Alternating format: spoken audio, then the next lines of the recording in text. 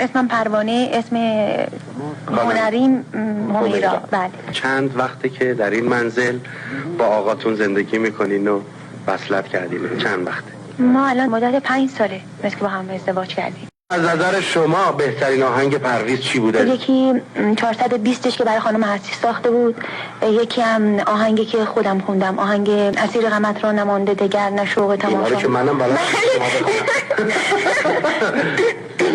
بخونم. بله یه سر آهنگی یادمون بیاد. اسیر غمت را نمانده دگر نه شوق تماشا نه ذوق سفر نه حال امیدم نداده ثمر. چه کارهایی پرویز میکنه که شما از دستش ناراحت میشین، عصبانی میشین؟ ساعت 1 بعد از نصف شب یا 1:30 یا 2 شدت هرچه بلندتر این نوارا رو باز میکنیم و سر من این بره. حبی جون، خانم همیرا شب و نصف شب زیر آواز نمیزنن تو رو کلافه کنه؟ چرا اتفاقا اینطوره.